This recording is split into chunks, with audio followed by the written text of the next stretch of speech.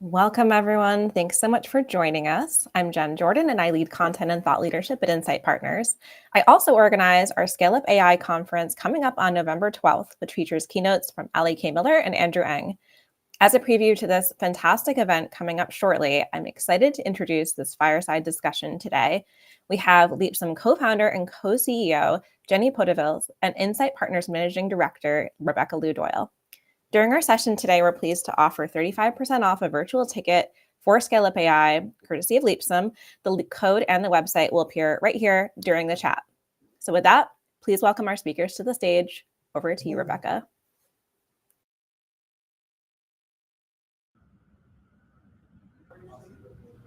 Welcome to Scale Up AI Soundbites, an engaging series of AI-centric LinkedIn Live sessions featuring prominent leaders from Insight Partners' portfolio that are shaping the future of AI. These talks set the stage for Scale Up AI, one of the first global conferences that brings together the top AI builders, executives, luminaries, and innovators. Insight Partners is thrilled that our portfolio company, Leapsome, is a scale-up AI partner this year, and that I have the opportunity to interview their co-CEO and co-founder, Jenny, today. All right, Jenny, welcome. So excited to have you. Thank you so much. Very excited about this and also very much about the event in a few weeks. Yes. So to start, can you just give us a brief overview of Leapsome? Yes, very happy to do so. So Leapsome is the AI-powered platform that drives HR excellent and high-performing teams. So our purpose at Leapsome is actually to make work fulfilling for everyone, something very important. And our Leapsome platform actually spans tools from performance management to employee engagement to goal management to learning and also wider HR processes. And Leapsome's different in the way that we deeply care about building software that's intuitive and easy to use, not just for the HR admin, but also very much for the manager and the employee. And it's this usability advantage that ultimately drives adoption. And our benchmark for ourselves is always to make sure we don't want to build shelfware, we want to build software that's actually being used on a very, very active basis. And the other thing that's different about us compared to other HR platforms is we leverage AI technology throughout the platform in our users' daily work. So this drives the users' productivity and impact and makes it easy to actually adopt and also thereby benefit from the HR technology that's available within any kinds of managerial and HR processes. And we're used by over 1,500 customers, predominantly North America and Europe. That includes both like smaller company, but also very established tech companies such as like a Monday.com, also portfolio company of Insight, as well as more established players like a Mercedes-Benz, for example. Mm-hmm. Fantastic. So taking a step back, why do you think that it's especially important for executives to be focused on building high-performing teams right now in the current environment? I mean, we've seen like the technology industry has seen some rougher years that we've been going through. And if we come back to the fundamentals, there's key studies, multiple studies that actually demonstrate that high-performing teams and strong cultures are a huge driver for the company's success and also the enterprise value. There's one like specific top-tier sort of quantitative study that was actually published in peer-reviewed journals by Edmonds in 2011. And it could actually demonstrate, and there's other similar studies, that companies with high-performing teams, in particular strong culture, actually outperform their peers by 3.5% annually. So that's 3.5% every single year. So with the cumulative effects thereof, if you think about a tech company maybe having like a 10-year time period between being founded and an exit, that's a 40% difference in the value of that company. So if your company is 100 million at exit after 10 years, it could actually be 140 million.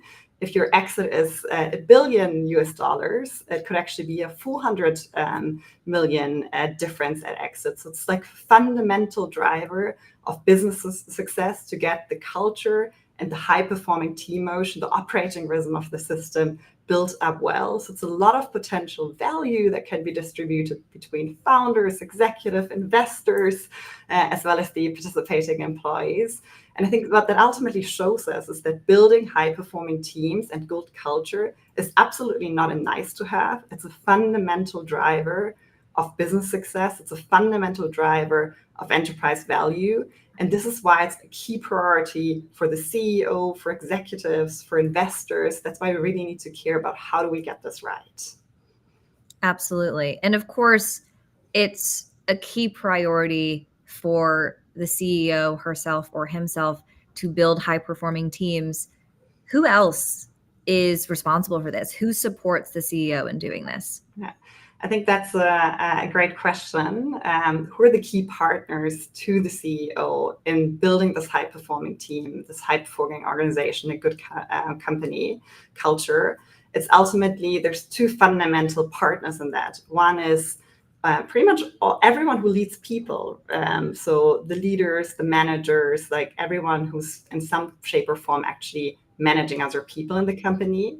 And then the second cohort, or the second really important partner to the CEO, is ultimately the HR function, the CPO, the VP people, and the underlying team.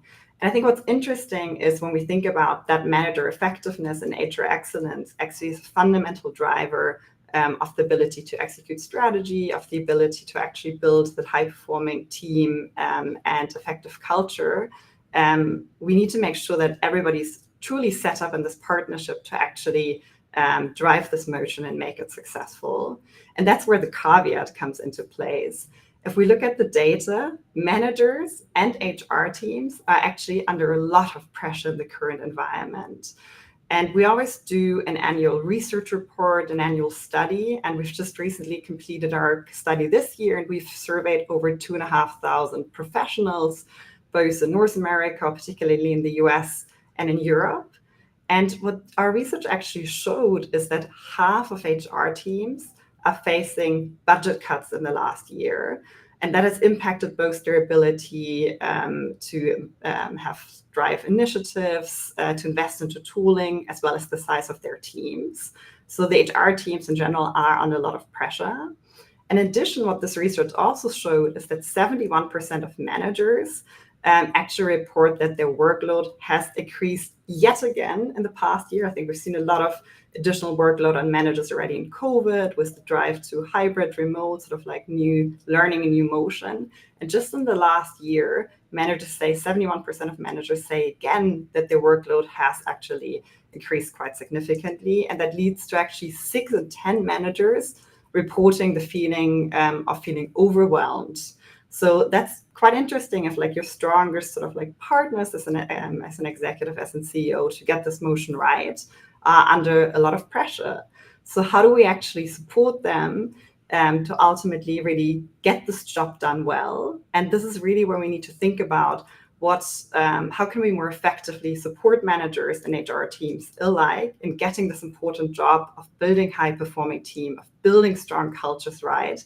And this is where AI can be such a powerful tool to actually support these groups to actually get this job done better. So I think that's really the exciting opportunity at our fingertips to really get this job done better. Yeah. So say more on that. How can technology broadly, and more specifically, how can AI help in this task? Yeah, that's a great question. So AI can be a huge lever in reshaping HR strategies and delivering HR excellence.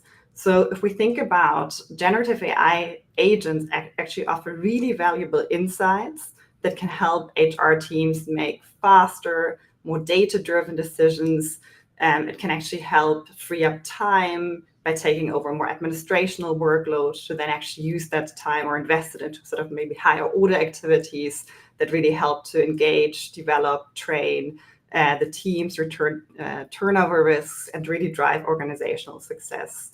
And when we look back at Leapsome, or what we've really working towards is building out our AI functionality with this in mind, like what can we take off the plate for managers and HR teams, help them to get their work done better, and thereby actually ultimately enable them to really build these high-performing teams and companies. And when we think back about the research, or look back into the research we've just done, there's actually 4 specific AI use cases that HR teams come back to and say over and over again, like, this is where we need help. This is where we can be most enabled. The first one is actually administrative automation, or like automation of administrative processes. So one example would be running or like preparing a career framework, right? A lot of employees nowadays, companies don't grow as fast as they used to in the past. So people still want to have clarity. What's an additional sort of like skill I can develop? What do I need to do to still be promoted in the future into this next role? And building out these career frameworks is actually a lot of work. But nowadays, it's actually much easier to do a lot of these preparatory work and get like to an 80-90% version that you need to then, you can then tweak. But that's kind of like a very tangible thing that the HR professionals ask for. The second one is data analysis, right? We started to collect a lot of data over the past years. One example is crunching survey results data, like understanding the data, gathering insights in minutes. That's something where technology and generative AI agents can actually help HR teams to have that data, better understand that data and make it more actionable. Third one is supporting writing and analyzing feedback and performance data. That's just something where previous feedback, additional sort of like contextual data can really help make that process a lot sort of like a lot easier, a lot faster.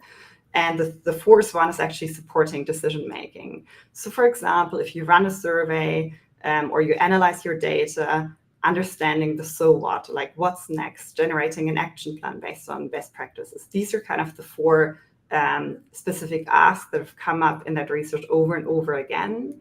And to bring it back to Leapsome, as I mentioned, Leapsome is the AI-powered people platform that drives HR excellence and high-performing teams. So like delivering or like implementing AI capabilities within our platform has been a high focus for us over the past couple of years in particular. And we have, for example, if we think about the manager persona, implemented an AI co-pilot that helps managers to be more effective in their roles of managers. It helps them to run more effective meetings, to have a hard conversation, maybe prepare for that hard conversation. If I'm writing performance reviews, to actually write them faster based on my previous notes, maybe on peer feedback, on instant feedback I've collected throughout the year or the quarter. It helps me to draft better goals. Like if I want someone on my team to become better in project management, it actually helps me to come up with a plan, specific initiatives that actually help that person to ultimately achieve this development goal. Or it helps me to interpret and act on survey data for my team, for my department. And our AI co-pilot has all the contextual data on myself as the manager, on my team, on the organization, from performance, from surveys, from goals. So that becomes like a really, really effective agent to actually help me to get my managerial role done better and really build and drive that high-performing team. Or if we think about the HR persona as the other sort of persona we've discussed, it again equips the HR team to run more effectively, to get more done. It helps them to design and run many HR processes. The one we've, for example, discussed already helps them build up a career framework, a competency framework in a lot less time. It helps analyze the survey data to understand like what's going on in the organization, but then to take better decision because it can generate an action plan, actionable next steps, and really help to also not just have the data, but actually work with it strategically. So it's really making a lot of the processes that used to take hours, days, maybe at times even weeks, and really comprise them into like it's done within minutes, and then I can work with it, I can tweak it, and that actually gives me a lot more opportunity as an HR team to work more effectively, to achieve true HR excellence, and to really build out these high-performing organizations. So to team up with the CEO to get this job done much more effectively than in the past. So these all sound like incredibly powerful applications of AI. But why do you think they should live within a platform like Leapsome versus as a standalone feature, or maybe even as part of a different solution? Yeah, love that question. I think it's interesting because coming back to the research, and I just quoting it so many times because I think it was just really, really interesting what came out of it. 80% of the managers we surveyed actually said they use AI technology several times a week, often even daily. And 83% of managers and HR leaders actually reported it's making them more effective in their roles. But then when we also interviewed or like surveyed ICs, they actually only said like 42% of ICs said they're actually also leveraging AI on like at least a weekly level. And this was actually in our survey, we focused on the technology industry and the consulting, sort of professional services industries. So even in technology and professional services consulting companies, only 42% of ICs actually leverage this technology at their fingertips. So we actually still have a huge adoption gap in the world of work and our economies. And this is why I think it's really, really interesting to think very strategically for what kind of AI sort of use cases, what layer actually works best. Is it the LLM layer? Like, do I directly interact with, maybe let's take ChatGPT as an example, or do I go to the platform layer? Or do I use one of these very narrow AI tools that are bubbling up? And I think specifically for the processes that we actually support, the functionalities that are embedded in the tools that you use very regularly as an HR professional or as a manager in your managerial role is actually the most powerful layer. So that's the Leapsome layer, that's the platform layer. And I think there's 3 fundamental reasons for that. Why actually I think our layer is the most effective, both in terms of adoption, but also generating thereby the best impact for the company and the people. And if we go through them one by one, the first one very much links to what workflow are we embedded in and what interface is the user sort of part of. So our AI functionalities, our agents are actually directly integrated into some of the key workflows, processes, into the interface that the user generally uses. So for example, if I'm a manager and I'm writing a performance review, I don't need to like take my notes, copy them into like ChatGPT, prompt it in like an elegant way, copy it back. But all of that actually happens partially already under the hood, but also like in the interface when I'm already writing my review. So I think that's like a massive driver of actually making it much easier, much faster, and building my habits, making it part of like my regular sort of like adoption process. We might even not realize it's AI like a few years down the line because it's so immersed and sort of like learned and natural in that particular process in the platform. So I think that's the first one, like really staying close to the original workflow, the process and in the actual interface. And the second one is maybe even the more powerful one is relevant contextual data. So while we obviously also use like a standard LLM kind of like under the hood, we empower our generative AI agent with the specific employee data, the performance review data, the goal data, the survey data, the meeting data, the career path, the learning, like you can name it, pretty much all the data that's accessible. And so that actually enables the AI agent based on this contextual data to generate much more relevant responses. And I don't need to like give a lot of context in like a ChatGPT because it's already there, like it's done for you by the platform layer. And what's also important, especially because we deal with employee data, like that's highly sensitive data, right?